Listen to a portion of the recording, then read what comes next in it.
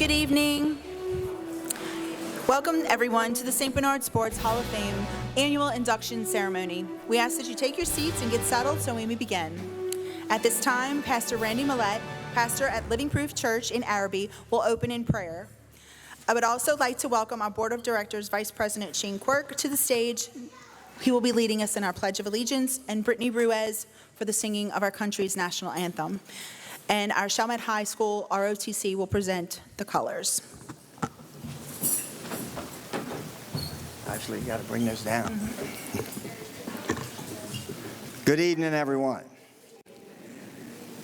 We're going to pray before dinner in just a minute. It's good to see everybody come out. This is a great event. But before we do that, let's bow our heads for a moment of silence for all those who have went before us. Judy Scagliano, Mike Goodnart Jr., Gus Reese, Angelo Pelletier, Jerry Pelletier, Roland Balbay Sr., Coach Sam, Kerry Michael Turner, and Mr. Jerry. Let's bow our heads for one moment, please.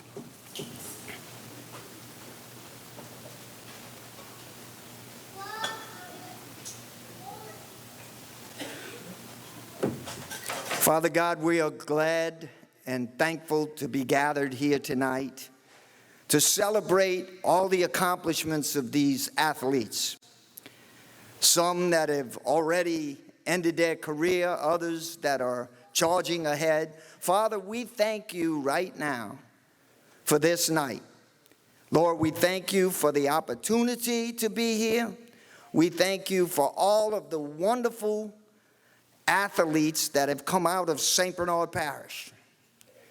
And Father, we ask you to bless the food that we are about to receive. In Jesus' name we pray. And everybody said, Amen.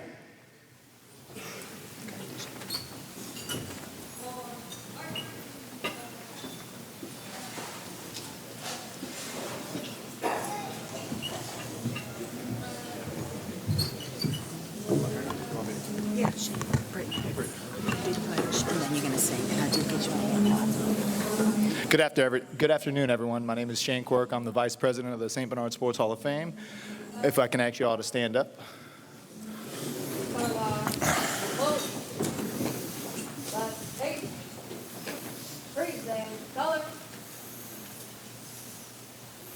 I pledge allegiance to the flag of the United States of America and to the republic for which it stands, one nation, under God, indivisible, with liberty and justice for all.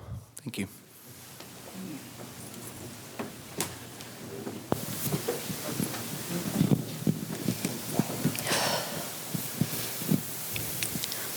Oh, say, can you see by the dawn's early light what so proudly we hailed at the twilight's last gleaming, whose broad stripes and bright stars through the perilous fight o'er the ramparts we watched were so gallantly streaming, and the rocket's red glare, the bombs bursting in air,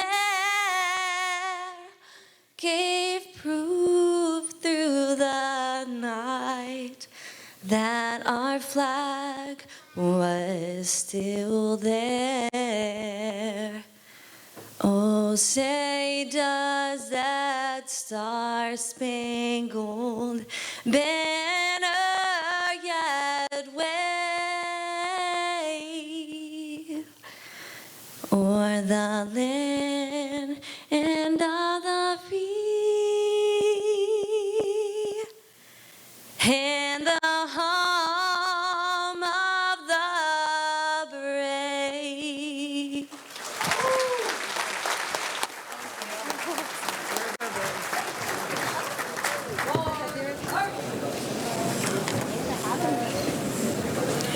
Thank you, Pastor Randy, Shane, and Brittany.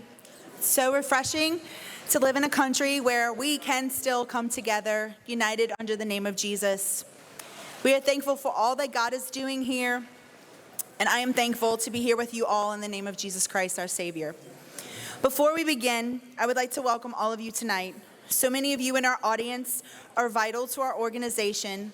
Thankful for former parish president and Hall of Fame inductee Guy McGinnis with us tonight, along with current parish president Louis Pomez and state representative Mike Baham, and all other guests. Thank you all for being here. My name is Melissa Barbe-Gaye. I'm currently the president of the board of directors, and I just want to thank you so much for being here. It's one of our largest nights that we've had over the last couple of years. We have so much to celebrate.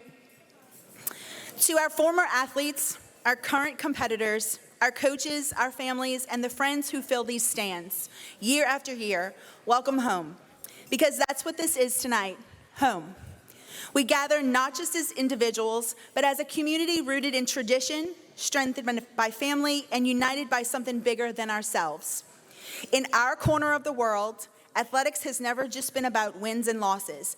It has been about who we are. In this community, traditions are not simply remembered, they are lived.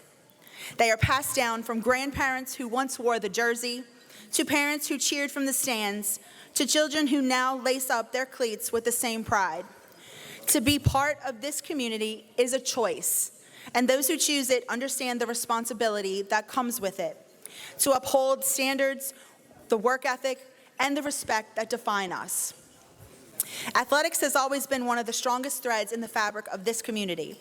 On the field, in the gym, on the track, on a platform, on a mat, or in the weight room, we learn lessons that last far beyond the final whistle.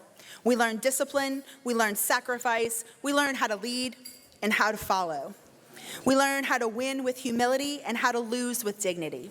And yes, we fail. But here, failure has never been the end of the story. Because in this community, when one stumbles, we reach back and lift them up. When a season doesn't go as planned, we don't fracture, we regroup. We don't point fingers, we lock arms. We don't retreat, we rise. We rise together. That is the true power of athletics. It builds resilience, not just in players, but in entire communities. It teaches us that adversity is not a stop sign. It is a stepping stone.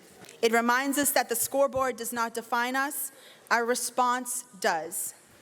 Tonight, we celebrate more than trophies and records. We celebrate early morning practices, long bus rides, the roar of the crowd, the quiet tears in the locker rooms, the friendships that have lasted decades, the mentors who shaped lives, the families who sacrificed time and energy to make it all possible. And tonight, we will honor 3 men who have helped curate all that we have bottled up here. Roy Cortez, Brian Frichter, and Ronnie Cornick Sr. The legacy that the 3 of you are leaving is unmatched. You have poured yourselves into this community, into its athletes, into its programs, its traditions. What we will celebrate tonight did not happen by accident. It was built, it was protected, it was nurtured, and you were instrumental in that work. We hold it dear that you have entrusted us with what you helped build. We do not take that lightly.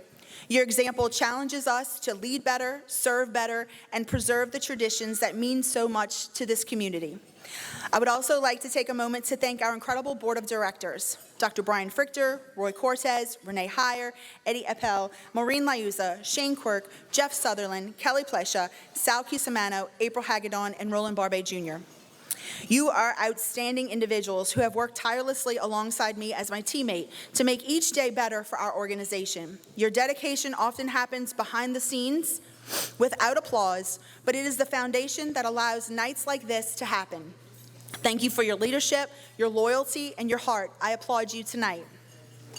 The future is bright for us. As we embark on this new adventure with new faces, thank you for standing together, united, committed, ready.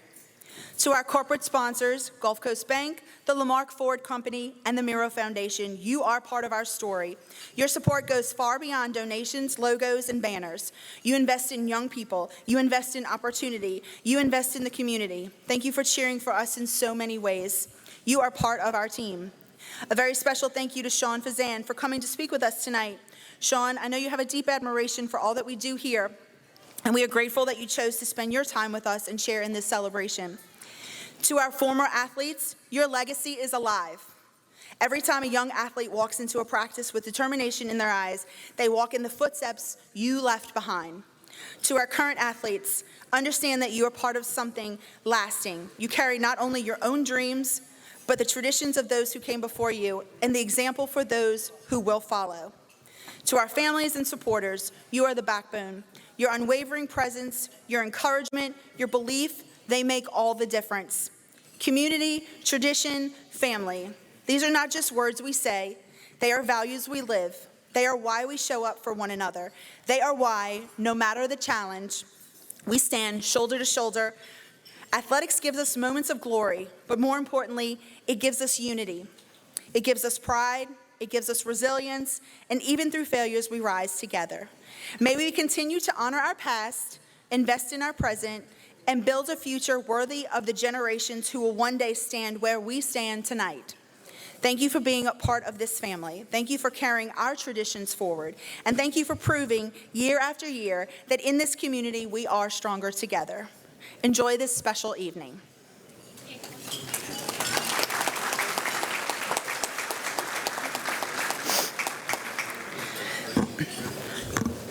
We're going to go ahead and begin our evening off tonight a little differently than we usually do in the past because we have a few recognition awards that are very special to us that we would like to get going.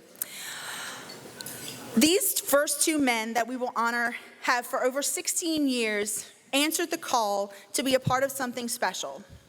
Eddie Appel and Renee Heyer officially became staples in this organization and made an impact. I was not part of the organization back then, but when I was elected to the board, they soon became two of my favorites. Eddie is quiet and reserved and tells it like it is. He was always a voice of reason when we needed a reality check. Eddie has a great knack for people and for being available to do anything asked of him. His business mindset has helped propel the Hall of Fame into some of its most amazing times. I'm not gonna lie, when Eddie called to tell me of his retirement, I was very sad. He has been a huge supporter of moving us into the future, and he will be missed. Thank you, Eddie Appel, for 16 years of service. Come up and receive your award.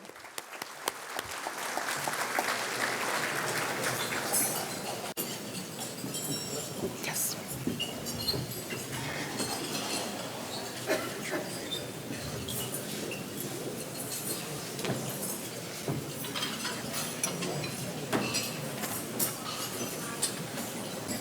Do you want to take it with him too? Well, you don't all have to do it. Yeah. Thanks, Eddie. Let's want to go over here. Y'all can just. Let's do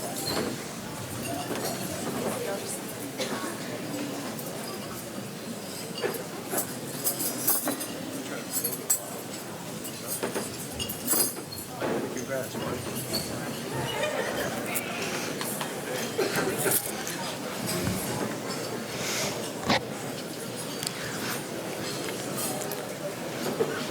Next is Renee. Everyone loves Renee. Renee is a hard worker and knows what it is to get his hands dirty. He is a kind soul who has continually looked out for our organization. He is always willing to help me out, to run around for us, do anything that I ask of him. He's willing to knock on doors, do all the dirty work that no one else really wants to do. Renee is a protector. He loves all of our athletes, but has a special place in his heart for our exceptional athletes and our special Olympians. He has a love for young people. I found out early on that he has a heart of gold and wants the best for people. He's always looking out for me especially. He is such a people person and has never met a stranger. He always makes us laugh. I told him he may be retiring, but he cannot leave. For his faithful contribution to the Hall of Fame, we honor Renee Heyer.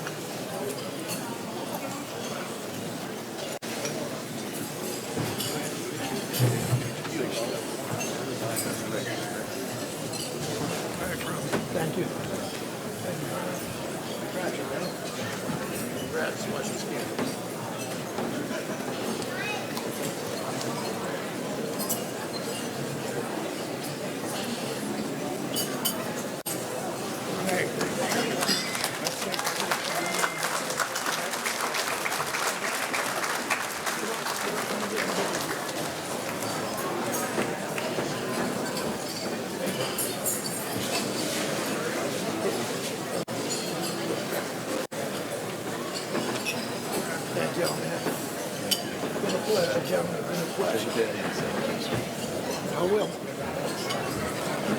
Drop your report.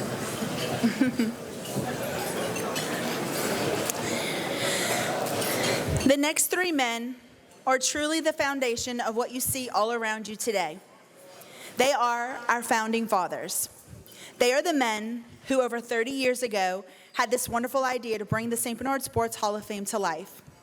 They had a dream to honor the legacy of those who came before us. The philosophy of this organization is what drew me to it. The idea that no one will be left behind and honor will be given to those who most deserve it in our esteemed parish. These three men are pillars of honor and dignity in our community and have indeed done a great job. As they leave us, they will leave with the bestowed honor and title of Honoré Emeritus, which allows them to have eternal voting rights on our board, but they will not hold a seat. They have earned their retirement from the hustle and bustle. Please stand to your feet and welcome my boys, Roy Cortez, Dr. Brian Frichter, and Ronnie Cornick Sr.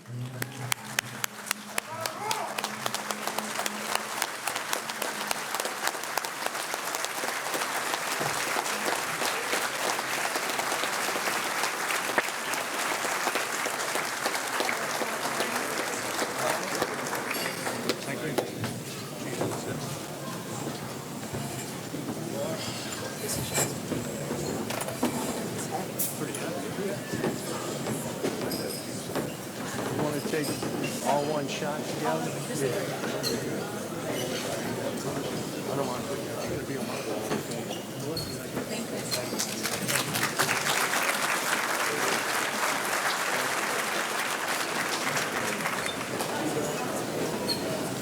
Roy's going to speak.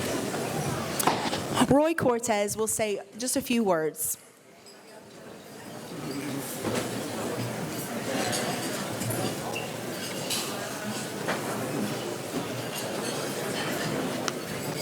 Thank you, Melissa. Since I'm getting ready to retire off the board, I wanted to tell everybody how this organization actually started.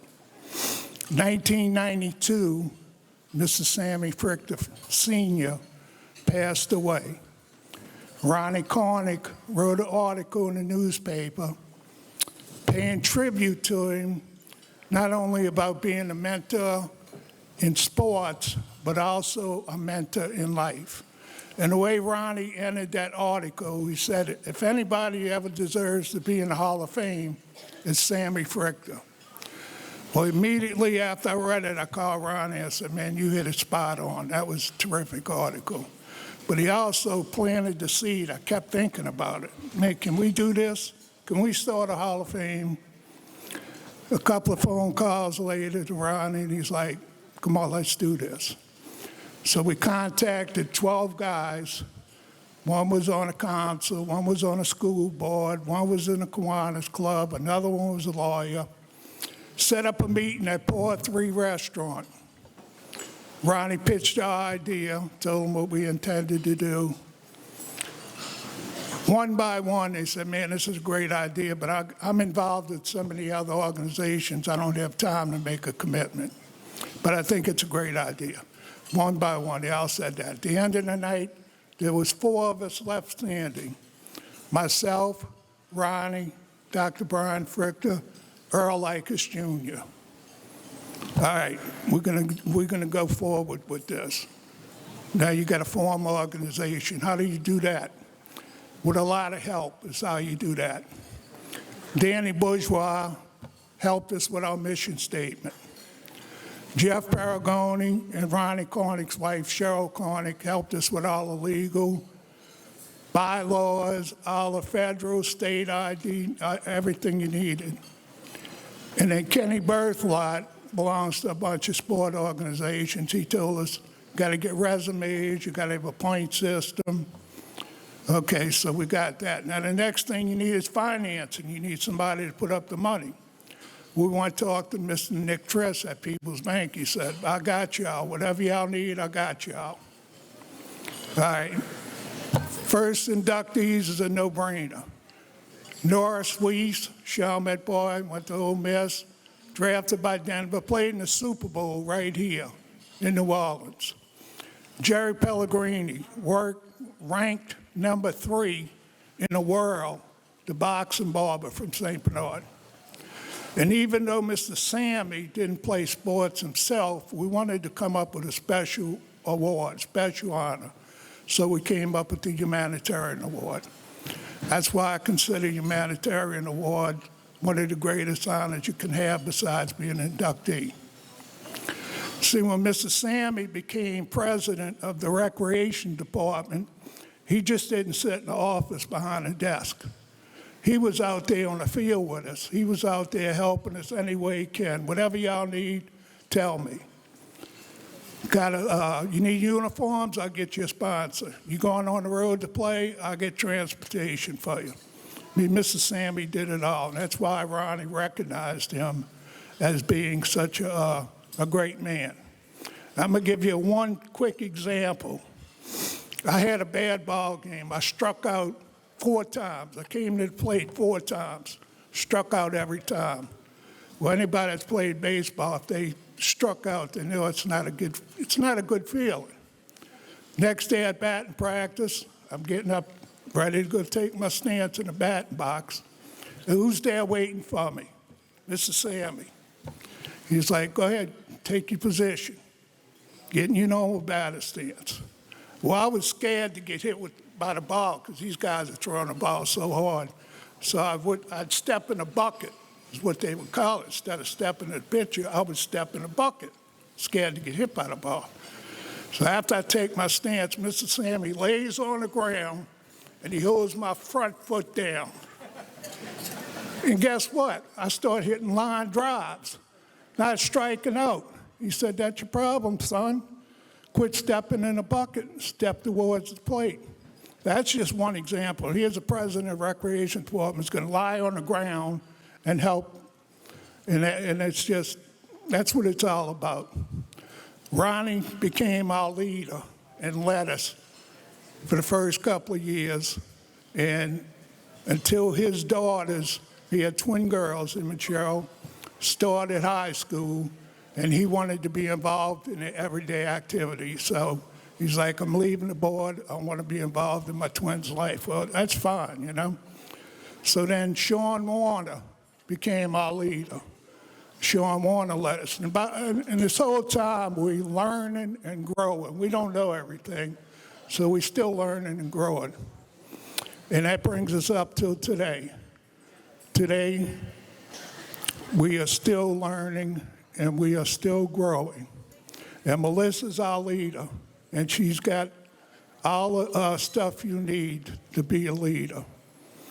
So I just want to end this by saying there's a lot of people that have been with us from the beginning that helped us out tremendously. One is V. Frichter. V. Frichter worked the door, worked the golf tournament for like 25 years. Another one is my daughter, Carla Horpster, and her husband, Frank Horpster. Carla drove the drink cart for our first golf tournament at Braithwaite with her husband, Frank, right next to her. Now, Frank has participated in many of these events, taking pictures and playing music. So I want to thank him for that. Finally, my wife, Sharon, she helped out for 20 years, working the front door and working a golf tournament and telling me everything I did wrong. So I want to thank y'all so much. And y'all what really makes this organization. Without y'all here, we just a thought. So thank you so much.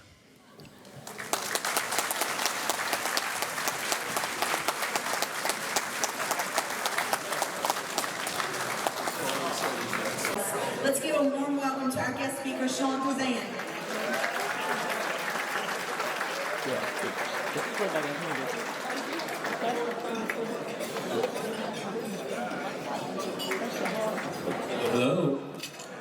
How's everybody? It's funny just listening to that intro. It got me thinking. I still remember the first time I got recognized. Back in 2008, older gentleman walks up to me and goes, "I saw you and your identical twin brother on the air." It's like, I'm not Fletcher, man. I'm not Fletcher Mackle.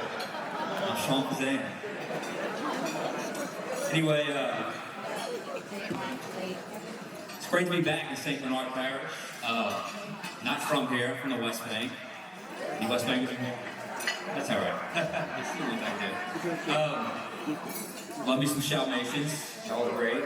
When I was at Brother Mark, a lot of the West Bank guys, the Shout Lake guys, kind of got along. Made a lot of friends at St. Bernard Parish when I was in high school. Very similar groups of people, in my opinion. Very proud to be where we're from, right? St. Bernard, very proud to be here, to be from here, and obviously West Bank people as well. On a serious note, though, it's really cool to see. I haven't been back here since in a couple of years, but it's cool to see how far this parish has come since Hurricane Katrina. I know no one had it worse than you guys. Yeah, y'all clap for yourselves, man. Y'all did a fantastic job. No one had it worse than you guys. 100% devastation. I know it's like 21 years now, but it's good to see how far this parish has come. You guys doing great things down here in St. Bernard Parish. To tonight's award winners, congratulations. To the inductees, Hall of Fame inductees, congratulations on amazing careers. And I'm here. You guys know sports is my life. Local sports is my life. New Orleans sports is my life. And throughout this life, I've gotten to do a lot of cool things. I just got back last month from San Francisco, an event called the Super Bowl, where I was able to have a nice one-on-one conversation with a gentleman named Drew Brees, our first and only first ballot Hall of Famer. How cool is that? Drew could not have been cooler. He was fantastic. He was awesome. He gave me a couple minutes after he did all his interviews to chat it up. He was the man like he always is. By the way, our present quarterback, sorry about that. Our present quarterback, love him, Tyler Shuck. Think he can do big things for the New Orleans Saints. He's truly, this is just one of those things you observe over the years is covering players and teams. He's truly the first quarterback I've covered since Drew, it's only been a year, that truly understands the entire scope of being a franchise quarterback. Not just showing up on Sundays and playing well, which is obviously a very big part of it, but understanding all that entails. So Tyler Shuck, I hope he has a Drew-like career. I'm not going to say he's going to have a Drew-like career, but even if he doesn't get Hall of Fame status, I think he's someone we can win with, the New Orleans Saints. She mentioned I'm an LSU graduate, so the Lane Train. We'll see what happens there. It's going to be entertaining in Baton Rouge, if nothing else. So I'm looking forward to that. Pelicans, maybe they'll get back on track someday. We'll see what happens with Tulane this year as well. As for tonight, I get asked to speak at these things or at different events, and I do my best to try to connect with the theme of the event. And tonight, this being an award ceremony with high school athletes coming up, and then past athletes celebrating their careers. I wanted to talk about, it's kind of in the spirit of legacy and journey, just this concept of enjoying the journey and enjoying the ride and kind of not always knowing the way it's going to go, but just kind of having faith in that journey. So I thought I'd share mine a little bit, specifically two significant moments in my broadcasting career, which is obviously why I'm here tonight, because I've been doing broadcasting for almost 20 years, where sort of the fork in the road hits, and you gotta make the right choice. And when you make those choices, who knows what it can lead to. The first one was way back in 2008. seemed like a long time ago. Some ways it seems like yesterday, but I was actually a producer at WWL-TV for 4 years. Before that, I worked at HTV down in Houma. And when I worked at WWL-TV, I was working all kind of crazy shifts. I was working morning news, I was working sports, I was working in promotions, but I was never a full-time employee. So I was grinding away, but was never able to get to full-time status. So after 4 years, I said enough was enough, and I actually got out of the business. Enrolled back in school. It was actually UNO. I was going to study to be a physical therapist of all things. I was just going to get out and try something else. I gave broadcasting a shot. It didn't work out, and I'm going to move on. 3 months into that academic journey, if you will, I got a call from my LSU buddy. I don't know if you guys remember a fellow sportscaster named Rob Ennis. We were together at LSU. Well, he calls me, and he says, there's a new show they're starting at Fox 8 called Fox 8 Sports Daily. It's on 8.2. It's not the regular Fox 8. It's on 8.2, a channel probably none of y'all have heard of. It's hard to even find, but they're doing a daily show, and they need a producer. So I said, okay, let me figure this out. So I go in, I'm curious, but I'm skeptical, and then they sort of drop the bomb on me. They say, this job is 20 hours a week, and it's $9 an hour. Now, mind you, I just spent 4 years grinding away, part-time, but they had one little piece of the job description that intrigued me, and it was, you may be able to get on air. You may be able to do some on-air work if you accept this job. So after finally saying enough is enough, I'm done with this, I've graduated, I've got my degree, I shouldn't be having to do all this stuff. I go home, kind of sleep on it, pray on it, sleep on it, pray on it, get up the next day, took a deep breath, kind of like I did just now, and I said, you know what, screw it. This is a sign from God. They're not done with me yet. I thought I was out. They're pulling me back in, and I'm going to take this chance. I'm going to go in. I'm going to take this job. Thank God I did. I was so happy that I've done that. 18 years later, I'm still standing by the grace of God somehow. No longer part-time, no longer scraping away, I guess you could say. But I guess the point of bringing it up is we got the youngsters here, and for those that are reflecting on their own journeys, the lesson is pretty simple, right? Opportunity is out there, but it rarely comes the way you think it's going to come. Sometimes it comes in a $150 a week job offer, and that's my journey. That's what I had to do, and here I am. The other one came a few years later, 2011. If I get stopped on the street a lot, it's really for two things. One, what do you think of the Saints? How are those Saints doing? What you think of my Saints? Those types of that. And then the other is, I love the way you say your last name. I love the way you say your name on TV, Sean Fazan. Well, there's a very important story that goes with that. I mean, this is what the next milestone is when it comes to that. A few years after signed, I'm full-time, I'm doing well, I'm doing good, or at least I think I am. And I'm ending my first contract at Fox 8, and all of a sudden, I just start getting these messages and these emails and these calls from management. Just really, the criticism is high. And I'm thinking, okay, all right, I know I got to work here, I know I got to work there, but it just felt like there was some criticism, high criticism for minor things. And usually when that happens, and you're near the end of a contract, they're setting you up to say, we're no longer going to extend your contract. So I'm starting to get, concerned and nervous.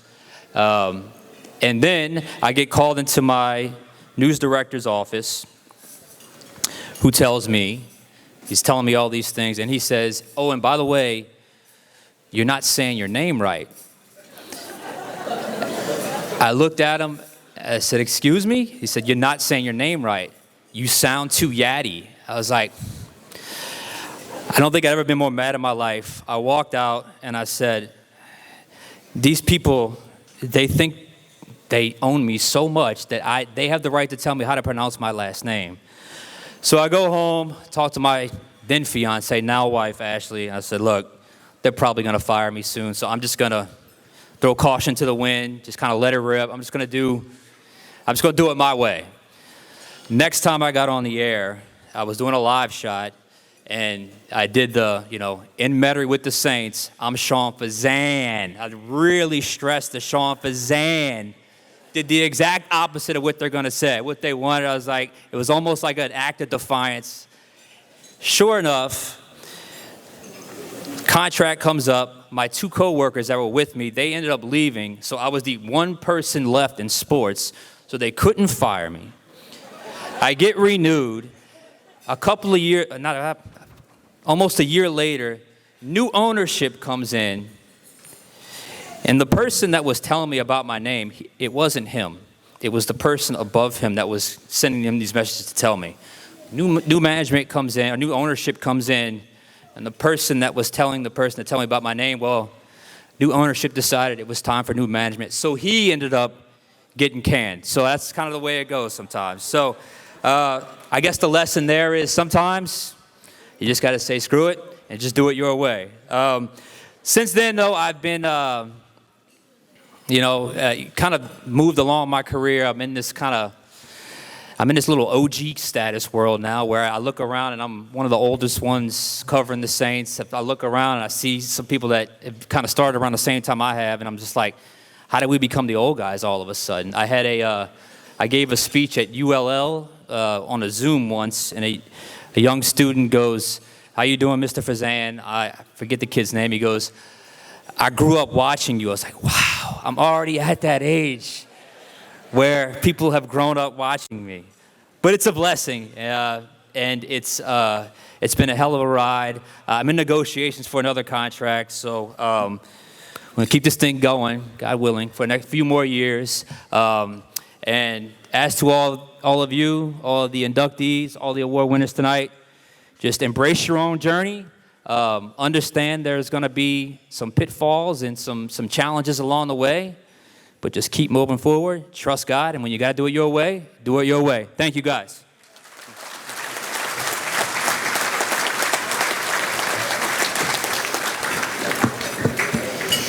All right.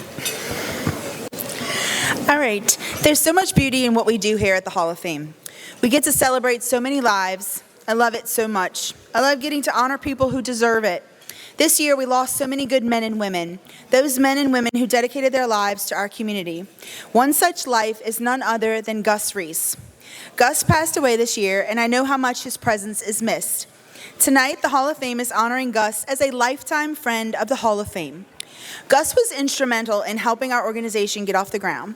Our board of directors wanted to make sure that our connection to Gus and to Gulf Coast Bank was made known, and for all that he has done for us, supporting and spearheading our establishment for over 30 years. Thank you. On behalf of Mr. Gus Reese, Sean Warner, and Iris Reese will accept the award in honor of him and his family.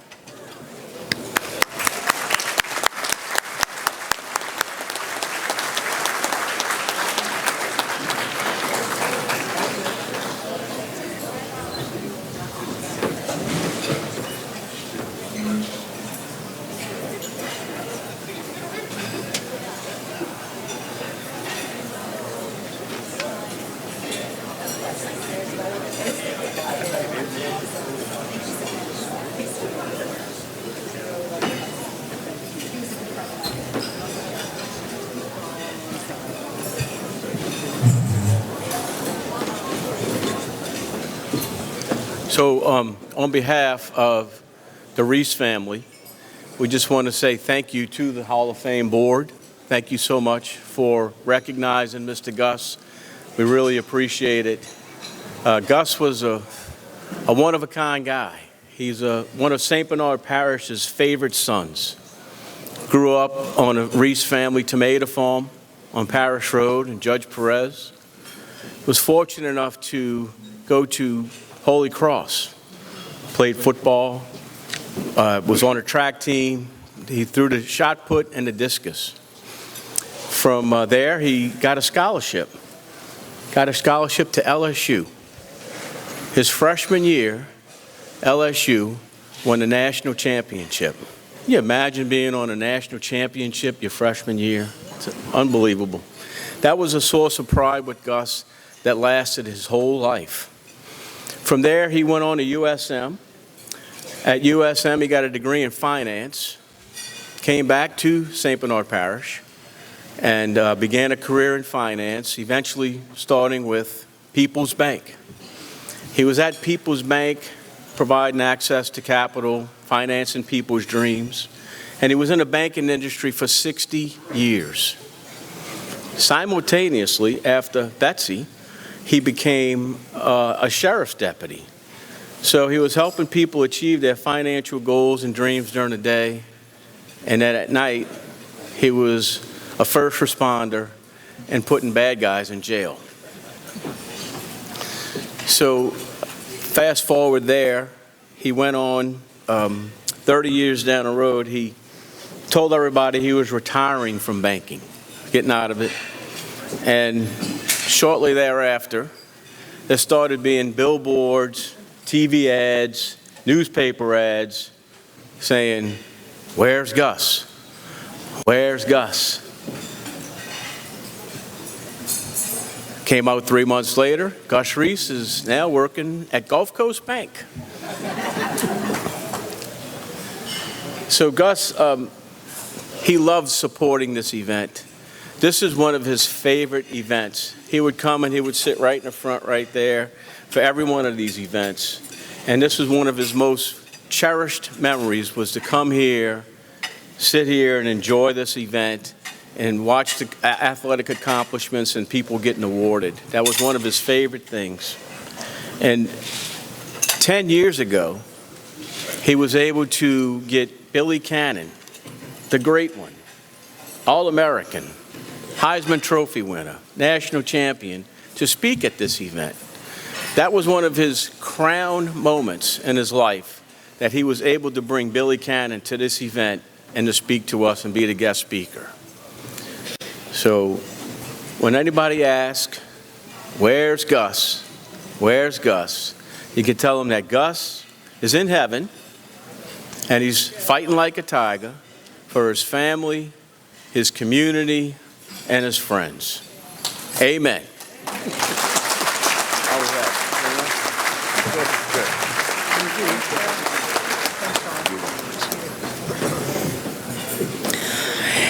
Now we can just move through. Now we have our Crystal Awards. Crystal Award, male and female. This award is given to a former athlete or coach whose work ethic and career has impacted our community in St. Bernard. This person has left a lasting impression on the playing field or in the community. I would like to invite board members Roland Barbe and April Hagedon to the stage to present our Crystal Awards.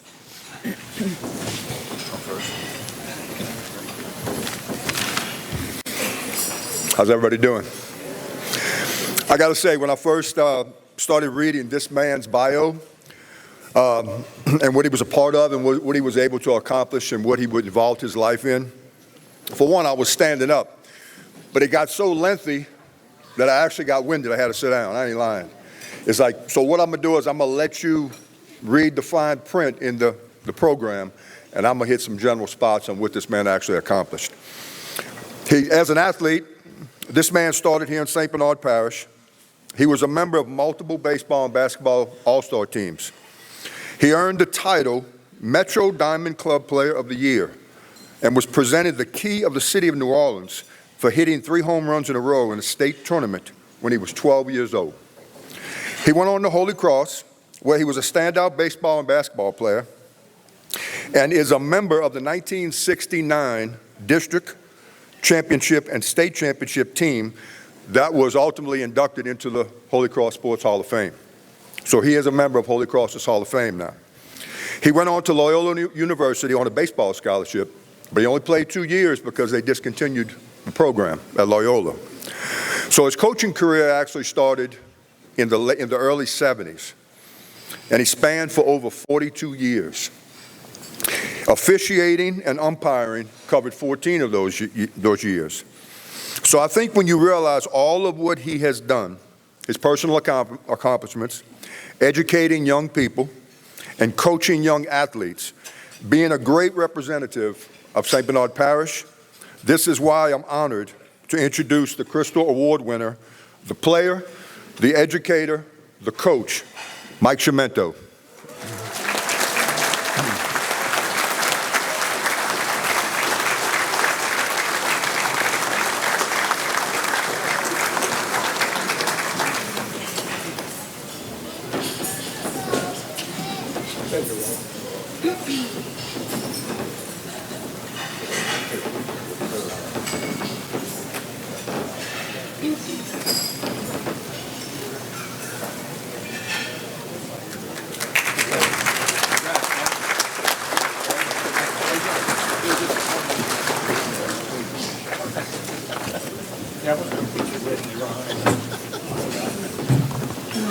Good evening.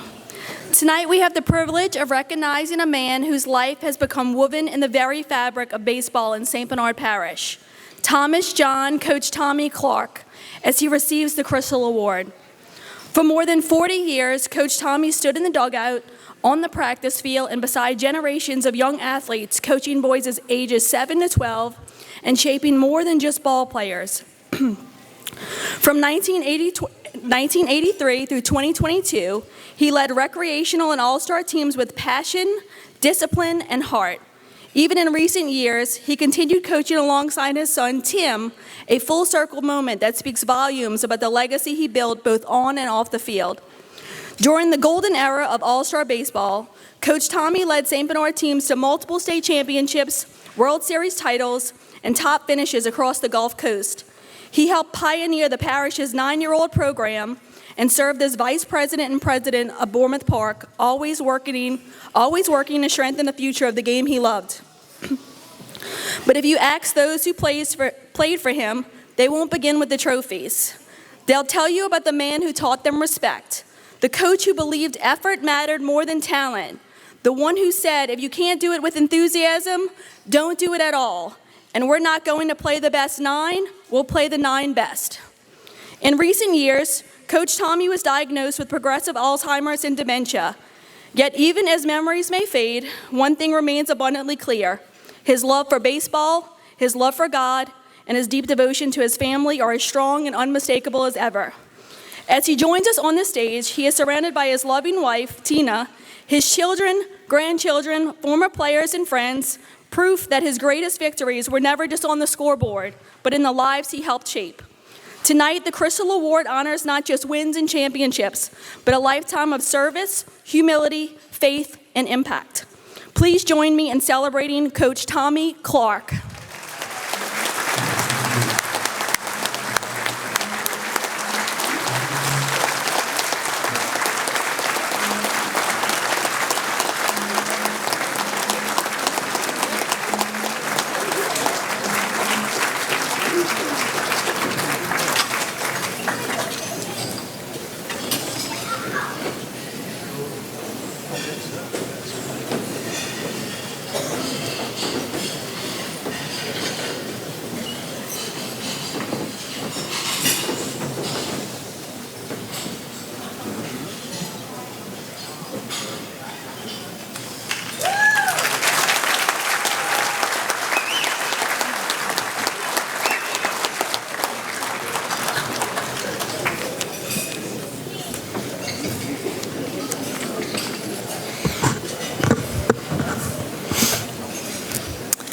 Now we move on to the Miro Foundation Special Olympic Amateur Athlete of the Year, male and female. This award is given in conjunction with one of our 3 corporate sponsors, the Miro Foundation. It is given to a Special Olympic amateur athlete who is achieving great things in his or her sport. The athlete's accomplishments must exemplify a hardworking student athlete and an athlete with amazing character. Thank you to the Miro Foundation for your consistent support. To present our Miro Foundation Special Olympics Amateur Athlete of the Year Award, I would like to call board member Kelly Plesha to the stage.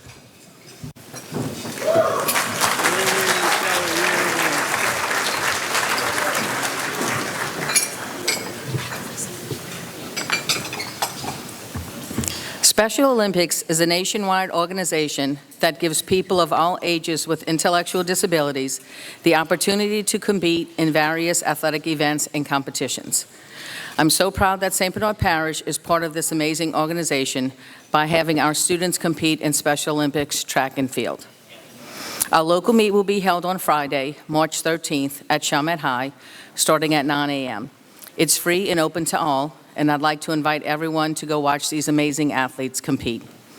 The pure joy they exhibit while competing will leave your heart full of joy and happiness. The athletes that place locally qualify for the State Special Olympics, held at Southeastern University in May. There is an opening ceremony that the athletes participate in, followed by a torch run whose final destination is lighting the Olympic flame in the stadium. It is a wonderful celebration of honoring all Special Olympic athletes that is concluded with the athletes saying this Special Olympics motto: "Let me win. If I cannot win, let me be brave in the attempt." Both our Special Olympic athlete recipients will be competing on March 13th for a chance to return to the State Special Olympics meet, so we'd like to wish them all the best of luck.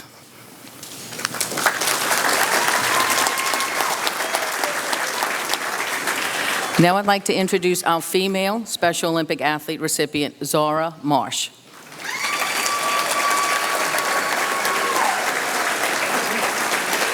Ms. Lazina, Zora's teacher, says that Zora is an exceptional athlete in and out of the classroom. She is respectful, responsible, and a hard worker. Starting this school year, she has been taking dual enrollment classes at Nunez Community College and is doing a career internship at the Royal Sonesta Hotel, working in the hospitality industry. Ms. Colburn states how Zora is a very helpful young lady with a warm and welcoming smile. She loves to help anyone in need and always strives to do her best. Keep up the great work, Zora.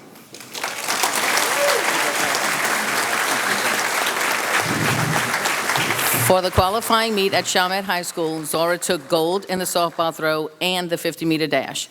This qualified her to participate in the State Special Olympics meet, where she again won gold in both the softball throw and the 50-yard dash.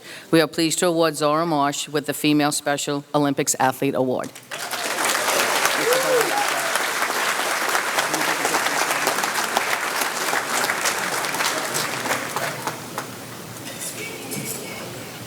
Congratulations.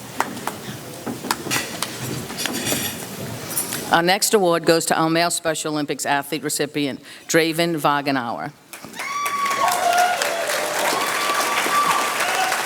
Ms. Lazina also had this to say about Draven. Draven loves to be a part of the Special Olympics and puts forth every bit of effort he has to succeed. Draven is also a part of the dual enrollment program at Nunez Community College and is currently participating in an internship at the St. Bernard Parish Government Complex. Ms. Colburn states that Draven is a thoughtful and compassionate young man with a very creative imagination. He always strives to do the best he can, whether it is an athlete, student, or friend. Keep doing great things, Draven. At our local qualifying Special Olympics meet, Draven won gold in the mini javelin throw. He went on to compete in the state meet, where he won the silver medal in the mini javelin throw. We are pleased to award Draven Wagenauer with the Special Olympics Award.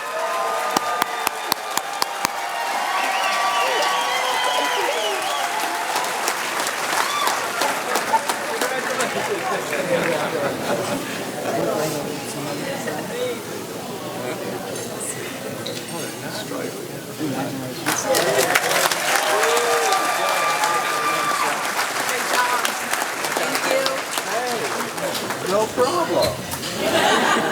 Which way do I go? Go right down there.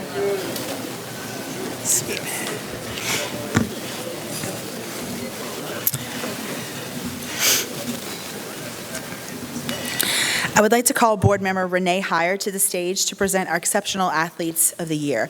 Our Exceptional Athletes are the adult Special Olympians of our program tonight.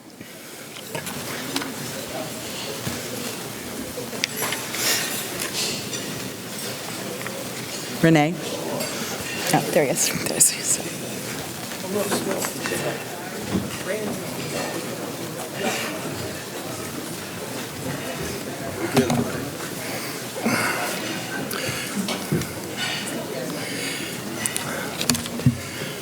Brandon Bayham has competed in Special Olympic track and field events, winning several medals and ribbons at both the state and local level for many years.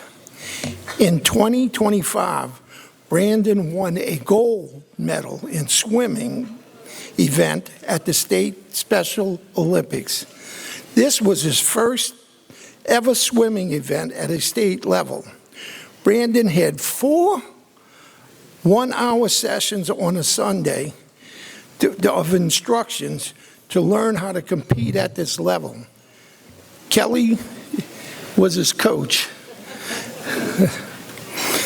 Lori, his mother, calls him the human greeter because he fist bumps everybody he meets. He loves water parks and walks on the beach in Mississippi. If you had ever at Shaggy's restaurant in Mississippi, you might see him. At any event, Brandon is the last one to leave because he wants to make sure everyone is okay.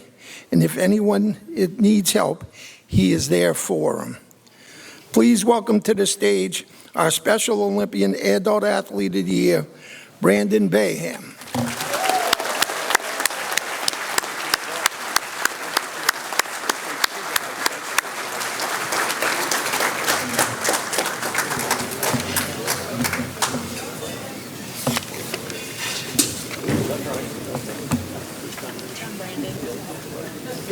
Over here, babe.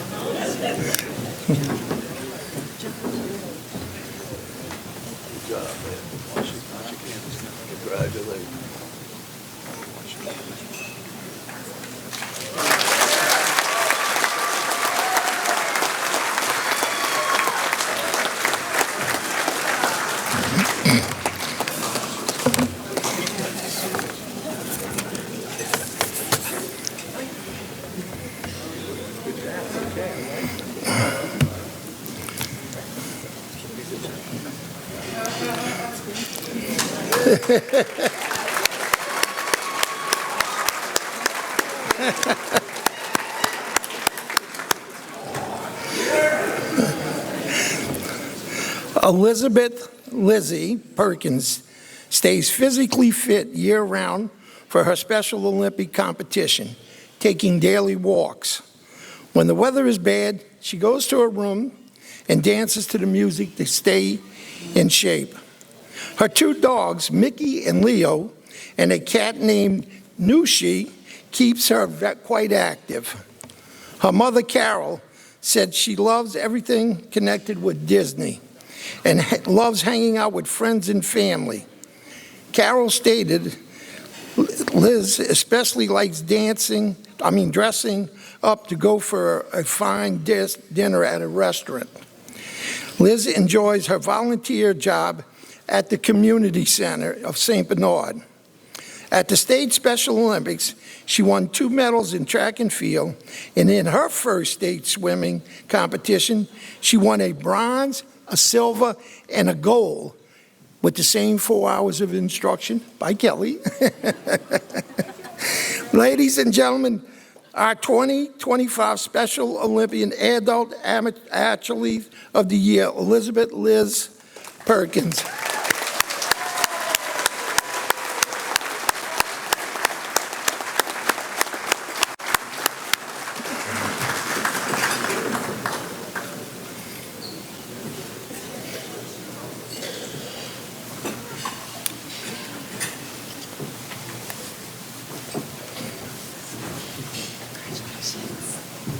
Congratulations, Liz. Come on this side.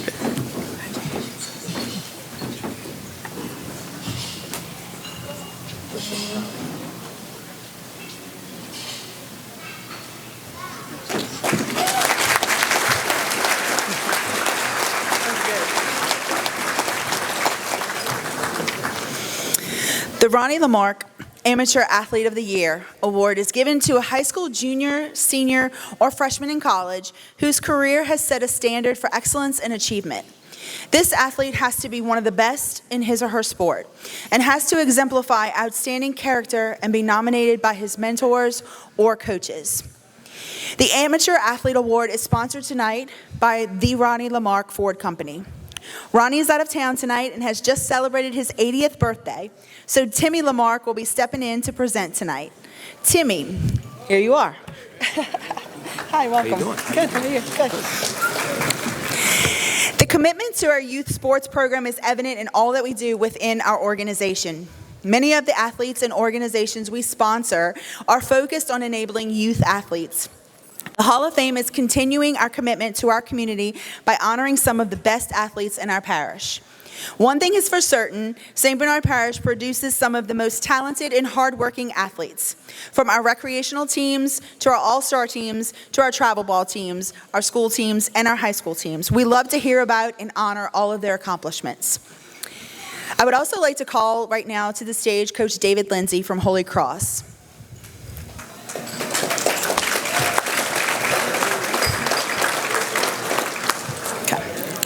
Our first male amateur athlete of the year is Holy Cross powerlifting standout and record holder Nico Tomasio.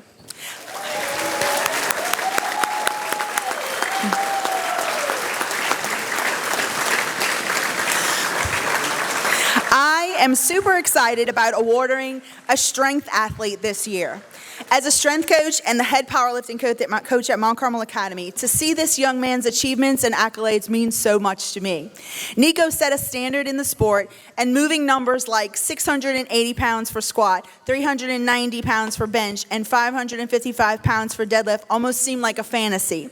Those numbers propelled him into an elite class of lifters where he was able to earn runner-up at the LHSAA state championships and break 5 school records. He's one of the strongest Holy Cross Tigers in school history. Nico traveled to nationals in 2025 where he was named a powerlifting All-American and earned a spot on the United States national team. While representing the USA with his high school coach David Lindsay in Costa Rica, he earned a silver medal in squat, a bronze in bench, and a silver in deadlift, ultimately securing his overall silver medal and helping Team USA win gold. When I asked Nico's coach about Nico, Coach Lindsay told me how he was most proud of Nico because he embodies not only physical strength, but tremendous strength of character. His ability to rally in the face of adversity has set a standard at Holy Cross and beyond. Tonight, the Hall of Fame is proud to present to you one of our male amateur athletes of the year, Nico Tomasio.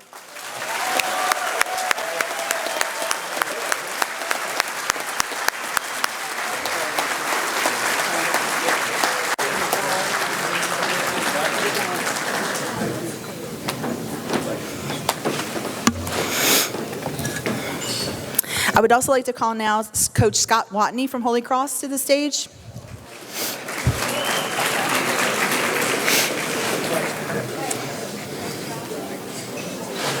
Our second male amateur athlete of the year is also setting a standard at Holy Cross School. Maxwell Landry is a football standout who embodies what it takes to be a student athlete. Maxwell finished his high school career with over 340 tackles and 12 sacks. Maxwell led his team on and off the field as team captain, and his journey through the football program, where he started all 4 years, allowed him to showcase not only his toughness in the face of adversity, but the ability to help take his team to the quarterfinals as the #1 seed in his sophomore year. Coach Scott Watney said that Maxwell represents his family and his school in the most honorable way. Max has left no stone unturned. He worked tirelessly to master his craft, and his recognition is so well-deserved. Coach Watney is quoted as saying, "His presence will stay with me forever. The program will be forever changed because of Maxwell." When the Hall of Fame asked Max what he is most proud of, he responded, "I am most proud of the family that I come from and the parish that I represent." He is also proud of his relationship with Jesus Christ. Please put your hands together for our second male amateur athlete of the year, Maxwell Landry.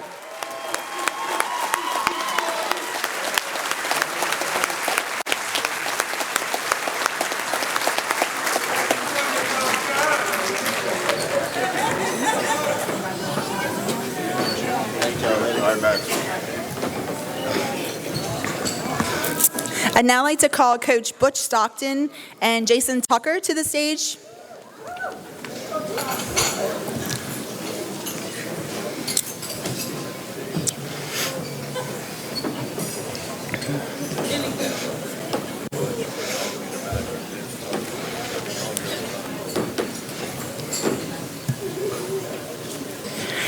Excellence in athletics, academics, and service are three pillars that we look for in our honorees for the Amateur Athlete Award.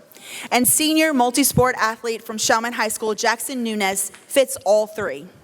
Jackson has taken his job seriously as a four-year starter for the football, basketball, and tennis teams.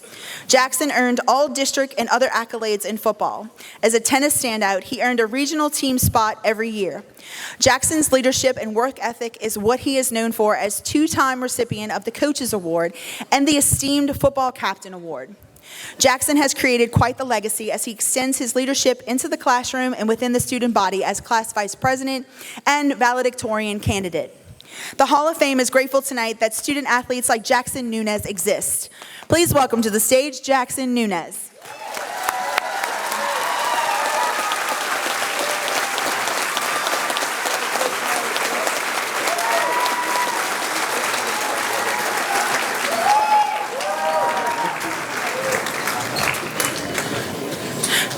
Jackson, 1 second. What did you tell me that you just earned today? I'm trying to, here we go. Oh, got it. You can come back up if you want, because we need to clap this off too. So he told me this morning he got All-State Academic in basketball and a finalist for the All-State Sugar Bowl Scholarship, which is 40 athletes out of the whole state. And he wanted us to know that. That happened this morning. Congratulations.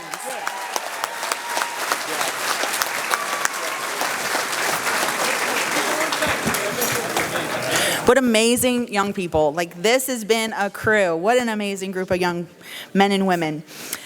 All right, first I'd like to call to the stage Coach Michael Norman.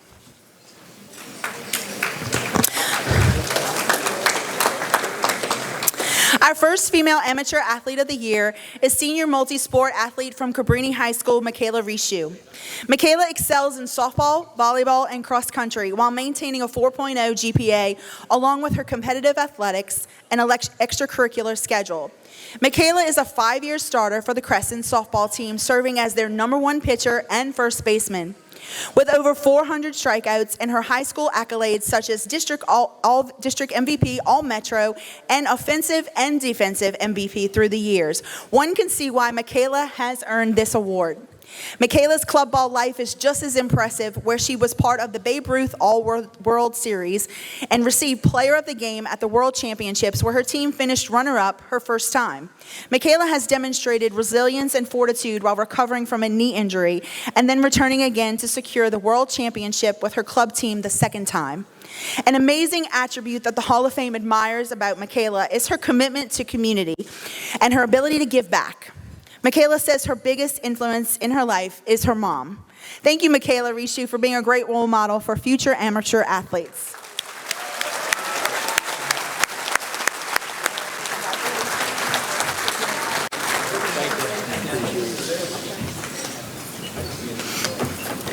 I'd like to call to the stage Coach Marco Spaguzza.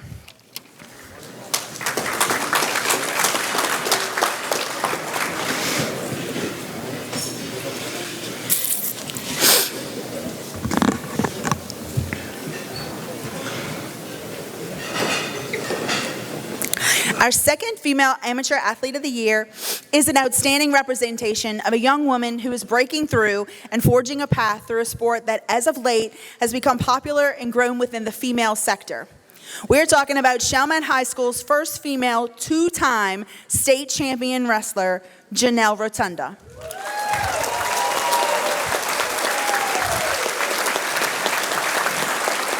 Janelle is a 4-year letterman for the Chalmette High wrestling team, where even through adversity with an ACL tear and meniscus injury, she has proven over and over her resilience and ability to overcome.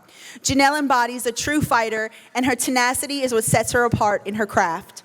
Janelle has been on the wrestling team, state team 3 times with 2 state championships and 1 runner-up trophy. Janelle is known all across the state for paving a way for future female wrestlers who beat male wrestlers. Thank you, Janelle, for being an inspiration to the future girls out there who want to make their mark. Please welcome to the stage Janelle Rotunda.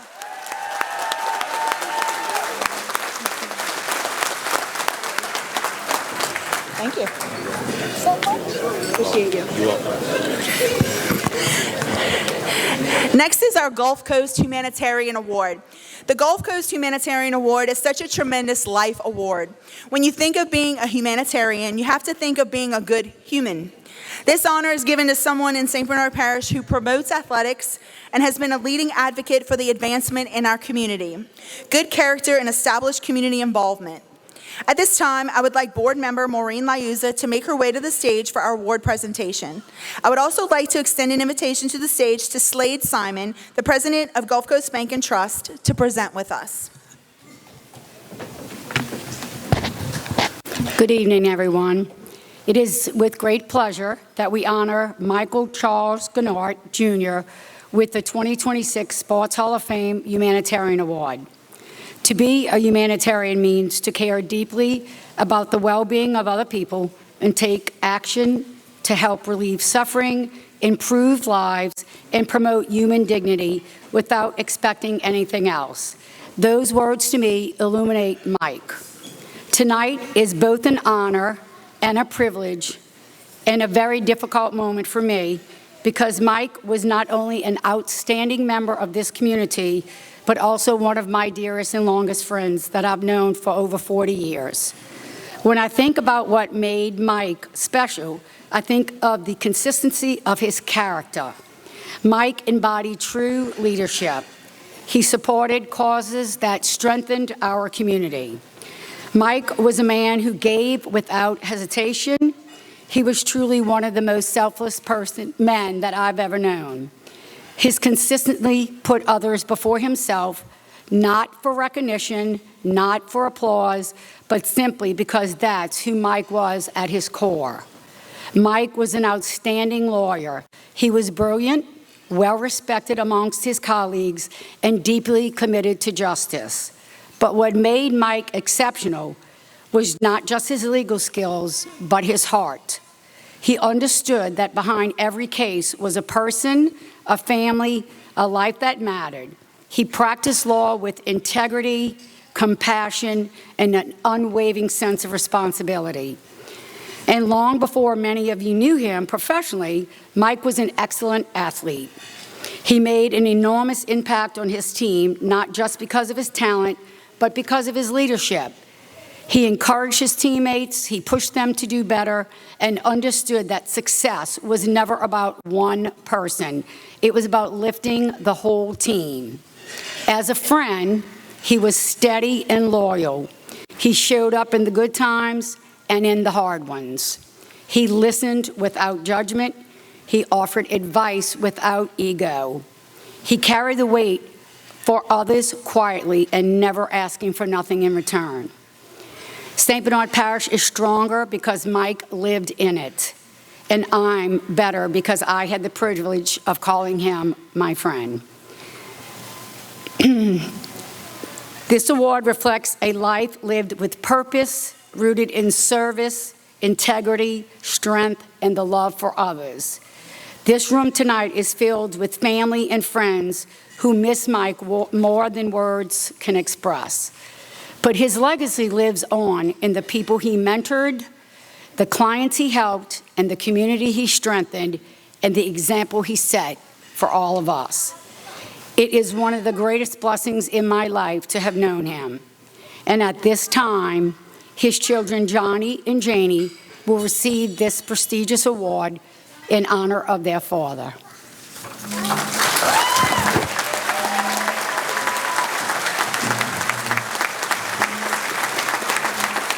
Good job, sweetheart.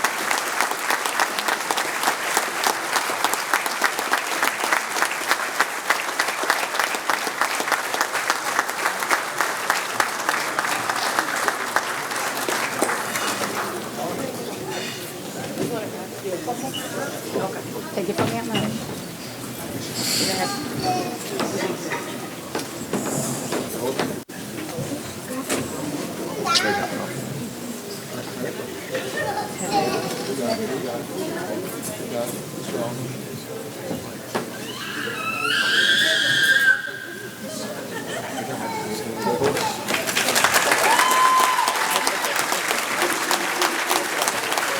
Congratulations.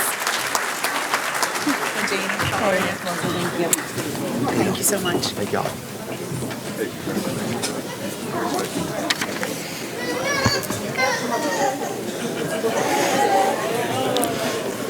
Now on to our Spotlight Accomplishment Awards, team and individual. This award is given to a team or an individual who exemplifies elite achievement at their level. The award can be given to any athlete, coach, or team who has achieved state, national, or world attention. This could mean a championship or a highest team award. Shane Quirk and Renee Heyer, please move to the stage.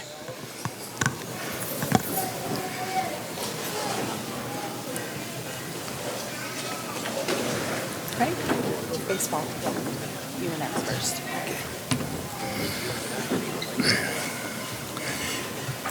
If you look in your program, you'll read in big black letters, about the baseball team.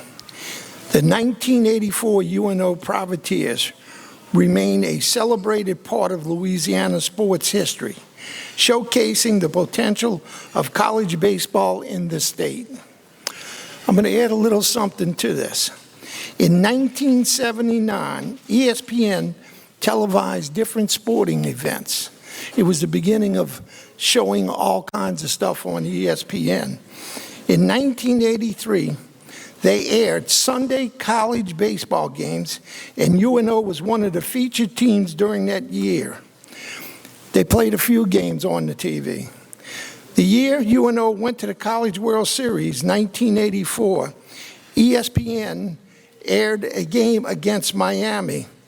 You know who the pitching coach was? Skip Bertman.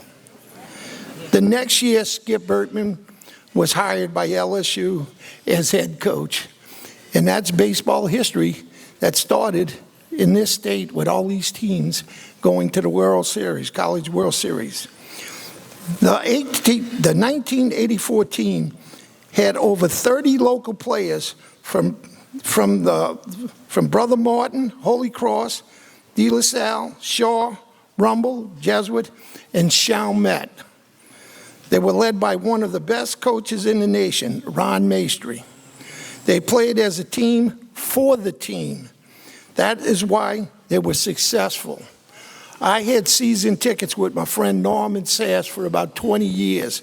We were fortunate enough to watch these gentlemen play. I watched Dave Terriot go in and relieve and win games. Pat Cummings hit key hits to win the game. And I never saw Benora have an error. Ladies and gentlemen, would you please welcome the first Louisiana school team to reach the College World Series to the stage.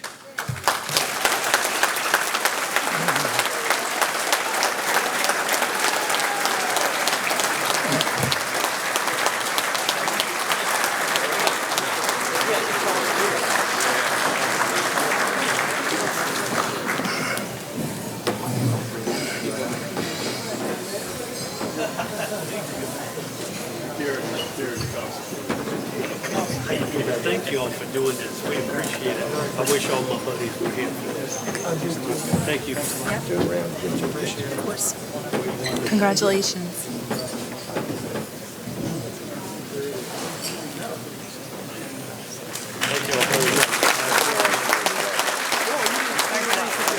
Thank you all so much.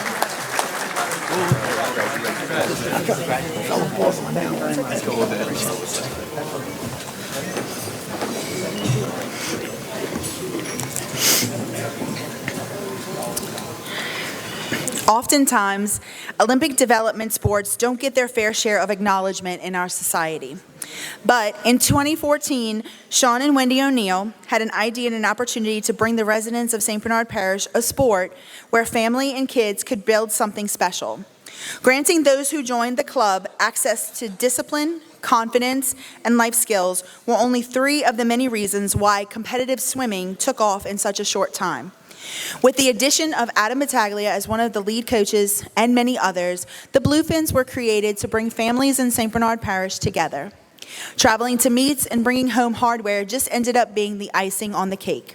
Real quality swimmers were birthed from this team, where dedicated training was par for the course. These swimmers earned championships and developed lifelong friendships through the love of a sport not widely promoted in our small community. The impact of this organization, even though it is not in existence any longer, will live on through the memories and the fortitude fashioned in and out of the water. The Hall of Fame, and I especially, are eternally grateful for this club. My 2 children learned to swim and to love the water through their commitment to this team for 6 years, and I'm still watching the 2 of them swim like a bluefin. Thank you all for stepping out and forging the way in this sport. Please welcome Sean and Wendy O'Neill and Coach Adam Battaglia to the stage, the St. Bernard Bluefins.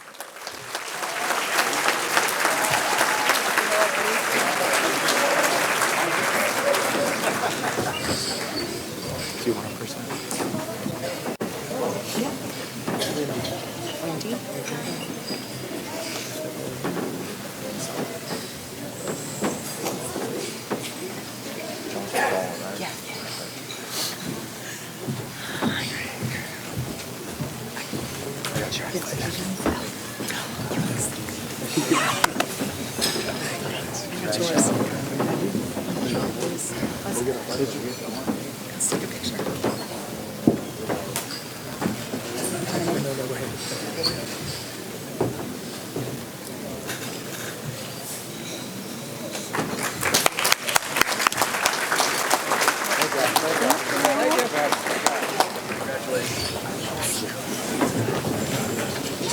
Thanks, Wendy.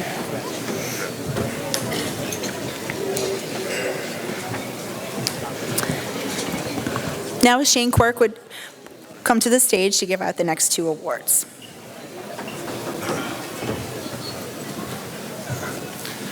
Good evening, everyone. Tonight we recognize a young man whose accomplishments reflect excellence in the classroom, leadership in his school community, and dedication on the baseball field. Ryder Blanchard is a proud resident of St. Bernard Parish and a 2025 graduate of Holy Cross High School.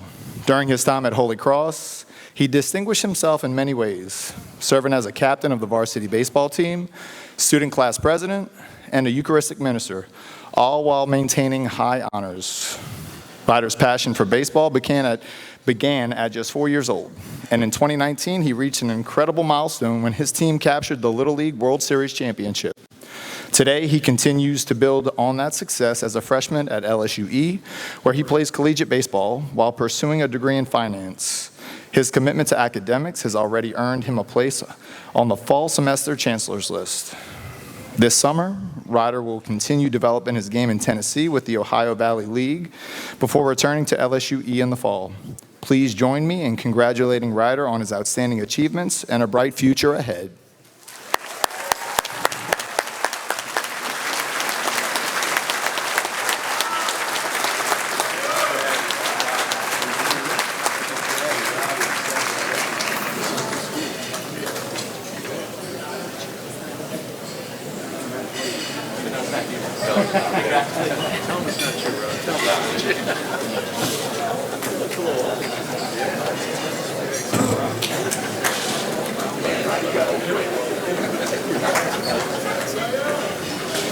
Right. Oh, jeez.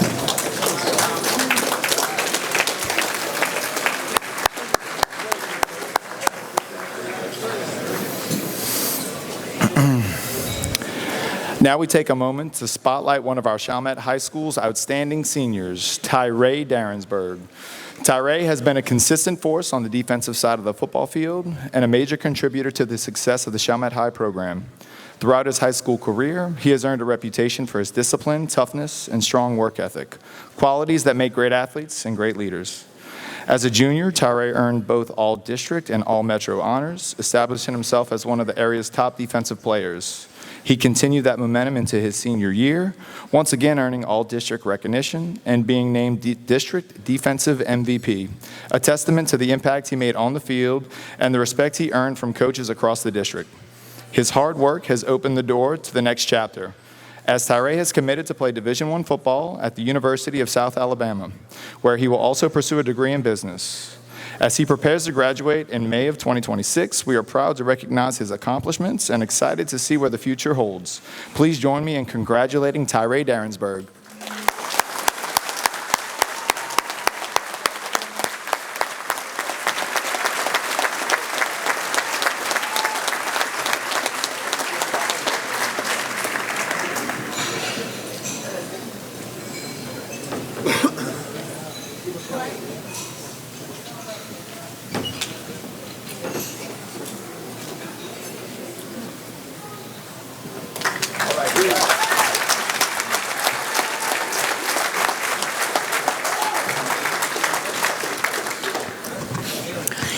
Now to the main event, the Hall of Fame inductee. This person's accomplishments demonstrate the highest level of achievements in his or her career. Their career extends beyond high school achievements and has been recognized by higher level organizations. Their achievements extend beyond the playing field and character is exemplified. The athletes inducted tonight have proven to be masters in their field. Roy Cortez will present our first inductee tonight.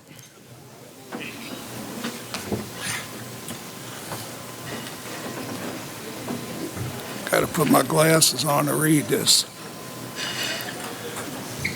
Chuck Mayer grew up on St. Marie Street with his dad, Irv, his mom, and Doris, older brother, Michael, younger brother, Claude. At the age of 8, he actually threw his first bowling ball when he joined the NORD program. Chuck then would go to Araby Bowling Alley with his father and watch his father bowl, and that's when he really took a serious interest in the game. He then joined the kids' league they used to have every Saturday morning. He would bowl in 2 leagues. In his teenage years, he became a member of the traveling team representing Araby Bowl. So he got to bowl 10 different bowling alleys around the New Orleans metro area. When Chuck graduated from Chalmette, he headed to LSU.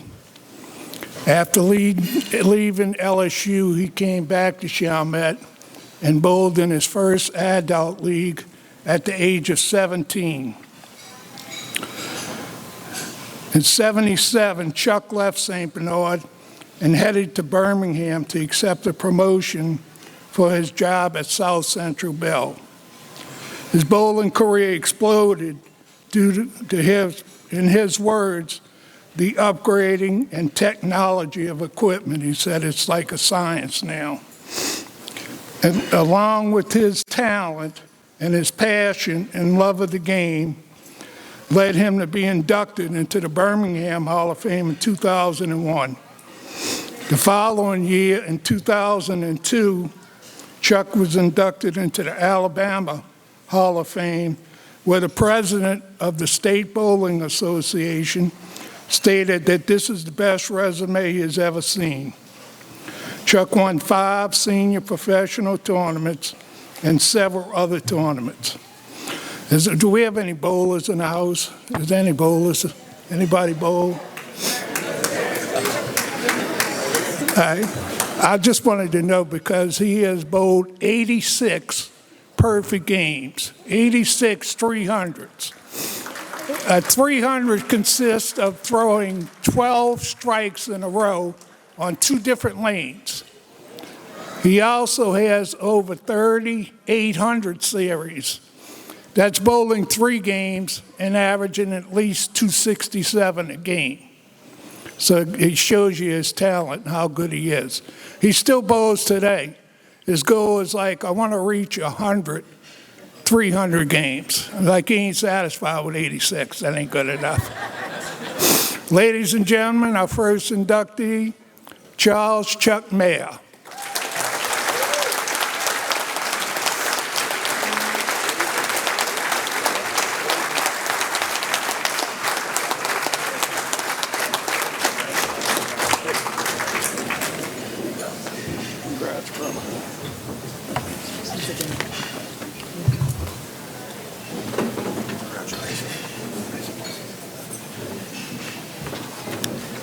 Wow, it's some tough acts to follow.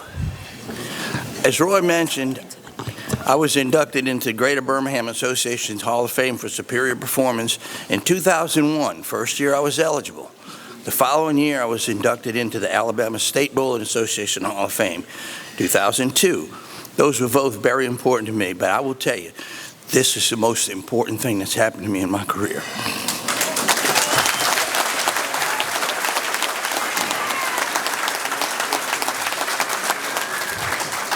To be recognized by my hometown after a lengthy absence is more than I could ever wish for. When Melissa called me, and I'm not a very emotional person, but I'm being a little emotional now, but when Melissa called me and told me I couldn't speak, and anybody who knows me will tell you that's a rare occasion, but I couldn't speak, and I teared up, and when I hung up, I thought, this lady's going to think I'm an idiot. And so I talked to her tonight, and she kind of agreed with that, but we were good with that. I want to thank the board for their consideration and confidence. I can assure you I will always represent St. Bernard Parish well in both effort and demeanor. Thank you. I didn't get to this point by myself. I had a tremendous support system and a lot of help, starting with my mom, Doris Mayer, who was always supportive, always wanted to know how I bowled on youth bowling. When I bowled well, it was all good. When I bowled poor, it was good. So I had a great support system. My dad was my coach. He was my mentor, my hero. A good coach can make a team better. A great coach can make your life better, and that's what happened to me. He not only taught me the physical part of the game, he taught me the mental part of the game. And he sat me down one day and he said, when you go out to compete, your objective is to beat your opponent. What do you think your opponent's objective is? I said, well, probably to beat me. And it dawned on me. And he said, okay, understand your opponent is not your enemy. He's trying to do the same thing that you're doing. So treat him with dignity and treat him with respect. And I've carried that through to today. And I've had so many good coaches. And my wife, Susan, my first three have passed away. My wife, Susan, passed away in 2022, who was always there at my side, always came to tournaments, sat there and watched me on weekends for 12 to 28 games, depending on the tournament, and always planned our family vacations around bowling. Sorry she's not here for this, but that's, now for people who are here, my older brother Mike, when I first started youth bowling, bowled with Mike, my dad was a fireman, so a lot of Saturdays he wasn't there, so it was Mike's job to drive us to and from the bowling center, get me there safely while I'm still standing, so good job, Mike. A little story about Mike. We lived in a shotgun house. We had a little plastic bowling set. The pins were about a foot high. We had a little hollow bowling ball. It had finger holes and a thumb hole in it, but it was so thin it would cut into your fingers, so we would palm it. It was a lot smaller than a regulation ball. So we set up to play one day, and Mike threw the ball and he hit the pins, and I mean, they just flew, which they'd never done before. And I said, Mike, what did you do? He said, I made a good shot. Well, I'm picking up the pins. I pick up the bowling ball. He had filled it with marbles and put tape over the finger holes in the thumb hole. So now the bowling ball weighs 4.5 pounds and the pins weigh 4 ounces. You got me on that one too, didn't you? The second most impactful person in my career is my brother Claude. I'm 5 years older than he is. We didn't bowl a lot together in youth bowling. But when he got into adult bowling, we bowled on a team. And Tuesday night at Araby, myself, Claude, and my dad bowled on a team together. Most memorable times of me bowling leagues in my whole life. We started to bowl a lot of tournaments together. We've been pretty successful. He's been a really good partner. We understand each other's games. We can help each other. We've won a lot of tournaments. We continue to bowl, and he's our tournament director now. So he calls and says we're going to a tournament here, and all I have to do is show up. He does all the paperwork. So thanks for that, Claude. And my nephew Jeff, who's begun to bowl with us also. I had to mention Jeff. Jeff, you know, as my two brothers and I get a little more chronologically mature here, the torch falls to you, and we're in good hands. So, I spent my formative years here in St. Bernard Parish. In 1961, I went to the grand opening of Araby Bowl. They had some of the best professionals of the day there, and that's when I got the bug, watching those gentlemen bowl. There was a guy named Harry Smith, and Harry He snaked up the approach. He went left, right, back, left, but he was really good. He was on television almost every week. And I went up to him and I said, Mr. Smith, how can you have an approach like that and be so good? He said, you don't have to be perfect. You just have to do the same thing over and over again.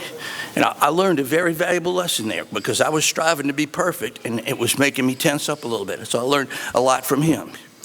1962, I started high school at Chalmette High School. Brand new school, first year it was open. 1963, I went to the opening of Garden Bowl.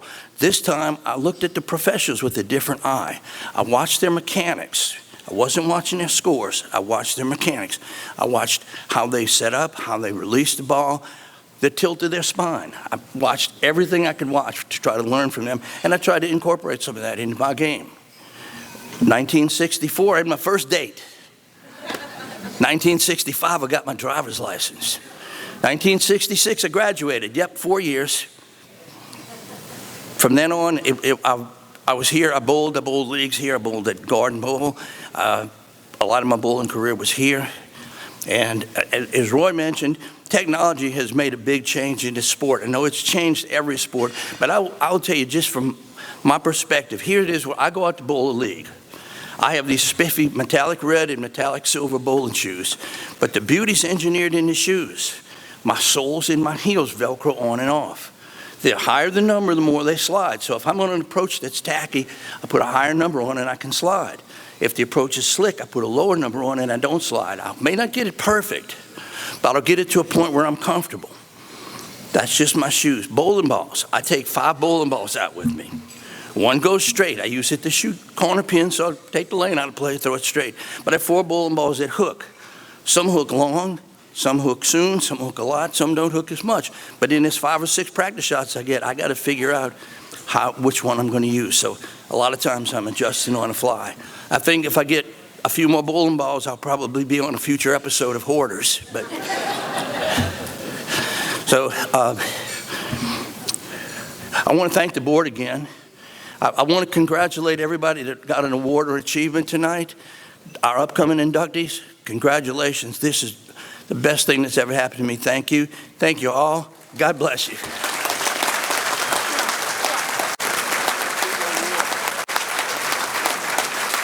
Great job.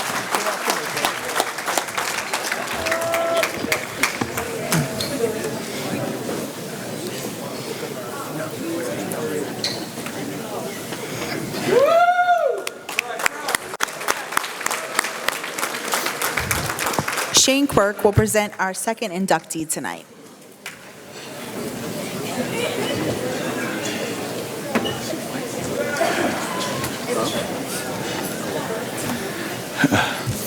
All right, guys, it's my honor to talk about this next guy. So tonight we recognize an athlete whose hard work, determination, and love for the game have left a lasting impact on our community. Malik Julian Blaze, born in New Orleans, raised in Miro and Violet. He was one of 5 siblings, and from an early age, sports were a big part of his life. He was a 3-sport star down at Kenilworth, playing football, basketball, and baseball. At Chalmette High School, Malik quickly proved himself as a leader and a competitor.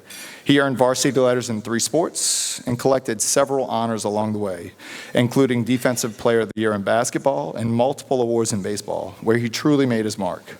He was a 2-time Chalmette High baseball MVP, earning all-district honors in 2014 and 2015. He also earned all-state recognition in 2015. He also helped lead his team in 2015 to an undefeated district record while setting a school record for wins that year. Malik continued his baseball career at Southern University, where his perseverance paid off. In his senior year, he earned first-team all-conference honors at shortstop while helping the Southern Jaguars win the 2019 SWAC Baseball Championship and advance to the NCAA tournament.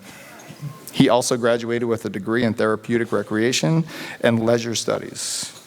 After college, Malik played professional baseball, winning 2 championships in the United Shore Professional Baseball League and earning an all-star selection.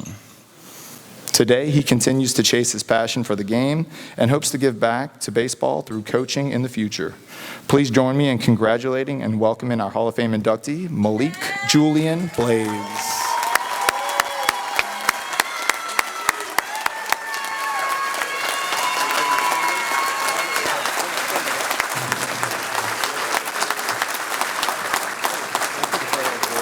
give some props?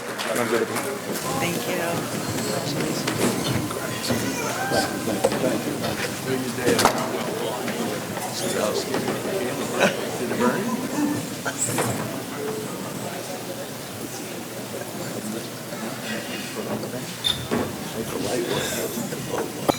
Yeah, so I have a few bullet points of things that I want to touch on. First and foremost, I'd like to thank the board for nominating me. Honestly, I was kind of shocked when you called me because I completely forgot that I even put my resume in. Because it's been like 3 or 4 years, so I just completely forgot. So I thank you guys for that. To all the award winners, congrats on your success and obviously being put in a situation to be here today and be recognized for that. So all of you guys that are the amateur athletes still competing, continue to strive for success, continue to push yourselves and be great and put yourself in a positive situation. I also want to recognize the humanitarian award. Mr. Mike he was a special guy, and he always had a light to him that just couldn't be matched. So I'm glad that he's being recognized for that.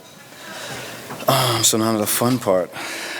So growing up, yeah, as Shane said, I was a 3-sport athlete, but only was ever good at baseball.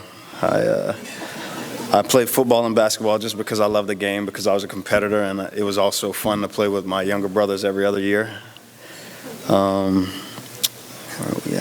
Yeah, the only reason I played basketball, I was a good defender and couldn't shoot, still can't. My football IQ was there, and I played with a very little athletic ability that I had.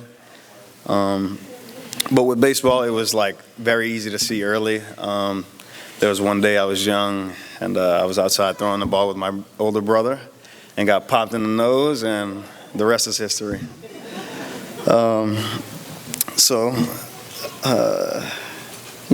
Here we are. I'm not the best athlete in the family. I'm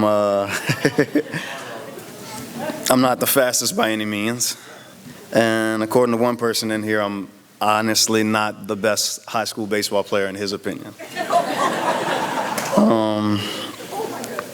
But I was lucky enough to be a part of a few special teams. My senior year of high school, that team was really special. We had 7 guys go on to continue to play at the college level, which was really cool. And then my college years, in my senior year, it was special as well. We went on to win the SWAC championship. I was first team all-conference at my position, and it was just a special time. Being around guys that wanted to have success just as bad as I did made me want to be better, and that's why I'm here today. Like I wouldn't have been able to be in this position without the teammates that I had, without the coaches that I had. And just the little things, just to let you know, like the road wasn't easy. Like I'm pretty sure Chuck had a tough road. I'm pretty sure Pat had a tough road. But for me, I'll just give you a couple of examples of things that I went through. Going into my freshman year of high school, I was kicked off the Chalmette High School summer team. My freshman year of high school, I hit a .111. If anybody knows baseball terms, that's not good. My freshman year of college, I didn't play until the last 2 weeks. I was kicked out of a team meeting and called uncoachable. Yeah, that was rough. My sophomore year, I struck out nearly 50 times. It was brutal. I actually wanted to quit and didn't want to play ever again. My junior year of college, my team won 9 games. We played 46. And summer going into my senior year of college, I lost my scholarship. And then, had success my senior year and didn't get drafted. So that road wasn't easy. It wasn't something of what I expected from myself. But, I continued to persevere and, keep my head set on the main goal, and that was just continue to further my career. But the biggest message is no one here who ever had success didn't have trials and tribulations. Everyone's gone through, their share fare of, obstacles and challenges, but the real message is how do you bounce back from those, obstacles? And I think that my career, I could say, spoke for that in a way to where, I didn't have success early, and I wouldn't be standing here today if I didn't persevere and overcome my obstacles and do what I needed to do to be in the position that I wanted to be in. But again, for me, it wasn't just about me. It was about everybody around me that helped me get to where I was, and if I didn't have the support system and the community with me, I wouldn't have been able to do it. So now getting on to that, Of course, I would like to thank God first for just blessing me with the talent that I have, and then just staying healthy and being able to go through my high school, college career, and professional career and stay healthy throughout that time. So I'm grateful for that. To all the coaches that I've ever had, a lot of you are sitting in here tonight. Thank you. I wouldn't be here without you. I really appreciate everything you've done for me. As far as my basketball coach who's sitting, Butch, where you at? Sitting back there. My football coaches, Tucker, the Hardy, Buck, Mac, and then my baseball coaches. I know Buddy's here, but I'm not sure where he's sitting. Even across sports, like you guys supported me at football games. I'd see my baseball coaches. At baseball games, I see my basketball coach. So without that kind of support and love that you guys showed me, I would not have been able to do what I'm doing. To all my teammates, thanks for challenging me and making me go beyond what I thought my limits were. Each day you guys wanted to see me be better, and I expected a lot out of myself, and knowing that you guys supported me and pushed me to that point was just helpful all in itself. I would like to also thank my fiance, who is not here because of some unfortunate circumstances, but she's done a lot for me in my professional career, being able to travel and, take care of the dogs when I wasn't there, and, just be committed to allowing me to pursue my dream for as long as I did. I can't thank her enough, and I'm truly grateful for who she is and what she means to me. And lastly, to my family. There's not enough words to describe how grateful I am for being a part of your family, and, all the things that you've done for me and all the things that I've learned from you about, life, being a caregiver, everything that you guys have done for me in my career and in my life. I can't thank you enough. There's a saying and a lyric in a Luke Combs verse. It goes, "Sure, it's me behind this mic stand, and it's me strumming this Gibson, and it's me they love to give the credit to, but me don't mean a thing without you." So I love each and every one of you, and I can't thank you enough for what you've done for me. If you take away anything from this speech, I hope is that we all go through challenges and on our way to success, but especially if you're not the best athlete in the family. Right. So I hope everyone has a wonderful night, and God bless you all.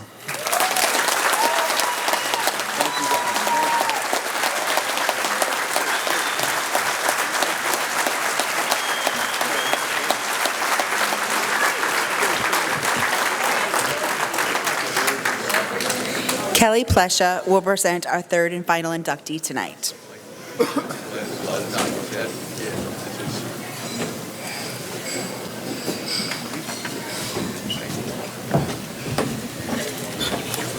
Sorry, thank you. Yeah, she put his stuff in there. I have had the pleasure of knowing Pat Porcio for nearly 40 years. I met Pat in December in 1986 when I got my first teaching job at PGT Beauregard, which at that time was an all-girls high school. I started right after finishing my student teaching, before I had even officially walked across the stage at UNO to graduate. I came in mid-year as a physical education teacher and head basketball coach, and I was incredibly nervous. Pat was there from the very beginning to reassure me that everything would be okay and that she would be there to help me along the way. And she did that and so much more. She welcomed me immediately and guided me through how the PE department was operated, offering advice on coaching and working with my athletes. She also showed me that teachers and coaches can be both firm and fun. I'll never forget when she signed the 3 PE teachers up for the school's Christmas concert. We dressed as Run DMC and performed a teacher rap about PE rules, even doing some beatboxing. I'll never forget that moment. It was such a fun night, and the students absolutely loved it. But in all seriousness, to say you are a lifesaver would be an understatement.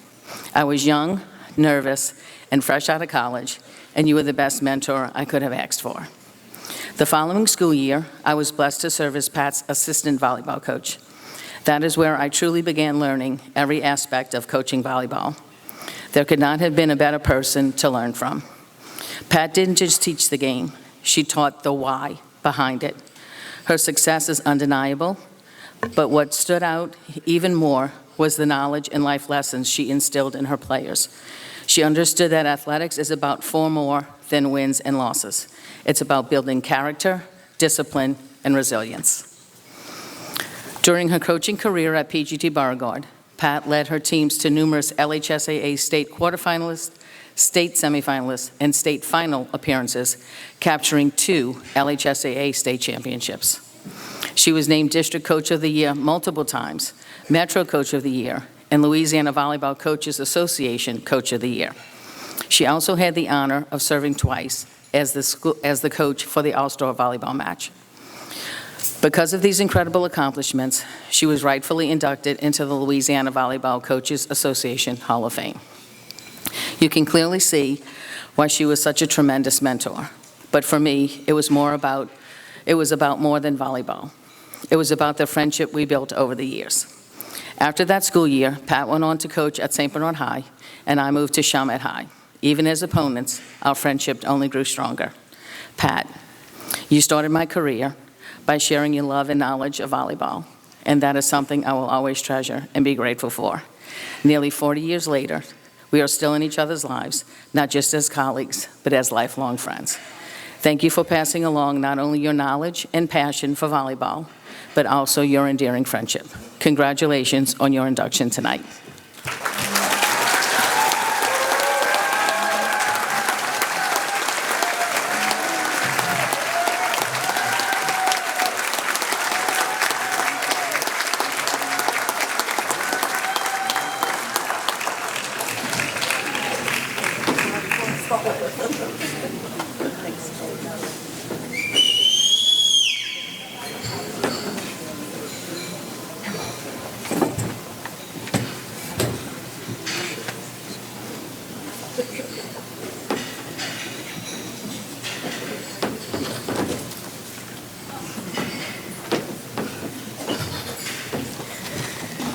Wow, I can't be like Chuck and go for my head.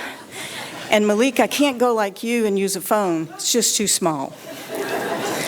Good evening, everyone. First, I would like to thank the Hall of Fame committee and the board for recognizing me tonight, and would like to congratulate all of those who were being recognized tonight as well. None of this would be possible without giving all glory to God. I am honored to be inducted into St. Bernard Sports Hall of Fame. What began as a love for the game eventually turned into a lifelong journey filled with unforgettable moments, great teammates, and coaches who were far more patient than they needed to be. Team has always been an important word to me, and when I became principal, I decided let's make it an acronym. Together, everyone achieves more. And well, looking back, I've always been part of a team. There was my family.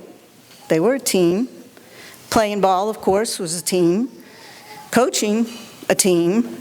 And then as an administrator, was my biggest team. Throughout my career, I learned that success is rarely achieved alone. I owe everything to my teammates who covered for my mistakes, my coaches who pushed me to be the best, and my family who supported me every step of the way. This honor represents not just personal achievement, but the collective effort of everyone who helped shape my career and life. Over the years, I've had the privilege of working with dedicated players, supported families, managers, statisticians, camera people, bus drivers, assistant coaches, head coaches, and colleagues who made every season meaningful and this journey possible. It also represents far more than wins or titles. It reflects the power of leadership, the importance of giving back, and the responsibility to pass forward the lessons learned from great coaches and programs where traditions have been born. I'm also grateful for the opportunity to have contributed to the sports and communities that have given me so much, all of it here in St. Bernard. I'm also appreciative to the coaches and teammates from those early years who instilled a love for the game and laid the foundation for everything that followed.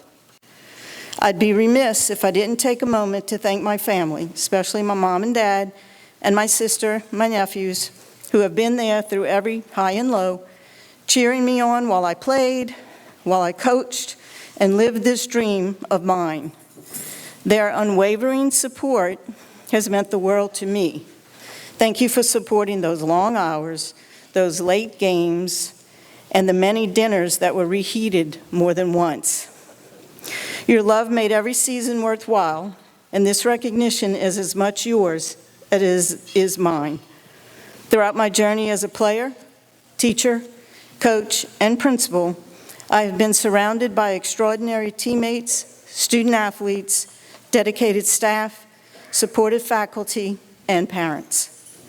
Standing here today is about thanking everyone who contributed to my success. This honor may have my name on it, but it belongs to every life that intersected with mine along the way. If I have left even a small mark of integrity, encouragement, or belief in someone else's future, then every single season was worth it. So please stand if the words fit and remain standing. If you taught or coached me, if you and I played on the same team, if I coached you, if I taught you, if we coached together, thank you from the bottom of my heart, because without you, I would not be here standing today.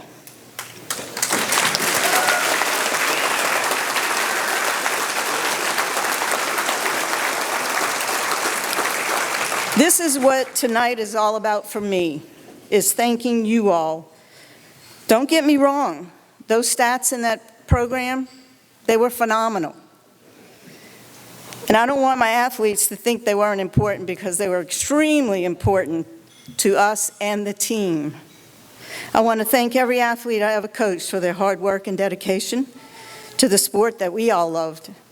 You are the reason for me being here and getting this honor tonight. Before I close, I have to lighten my moment just a little about a story about two good friends of mine named Boudreaux and Thibodeau. If you know me, you know they're my good friends, yeah.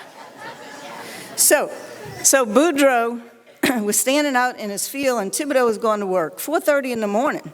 He said, man, I wonder what my friend Boudreaux is doing in that yard. So he did this for 2 days, 3 days, 4 days. He said, Machat, on Friday, if he is still standing out in that field at 4:30 in the morning, I'm going to stop and ask him, what is he doing? So sure enough, Friday comes, there he is, standing in his field. So Thibodeau stops, he says, Boudreaux, every day for a week now, you've been standing out there, 4:30 in the morning. What you doing? He said, Machat, I'm trying to win a prize. He said, a prize? What kind of prize? He said, they said it was called the Pulitzer Prize. He said, man, I never even heard of that. What is that? He said, I don't know. All it said was you had to be outstanding in your field.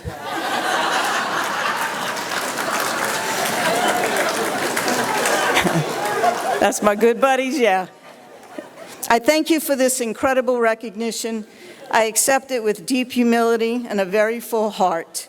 Thank you for allowing me to be a part of something far greater than myself, as I have been blessed beyond measure. Thank you very much. Great job, Pat. Oh, you're welcome. Thank you so much. Great job. Congratulations.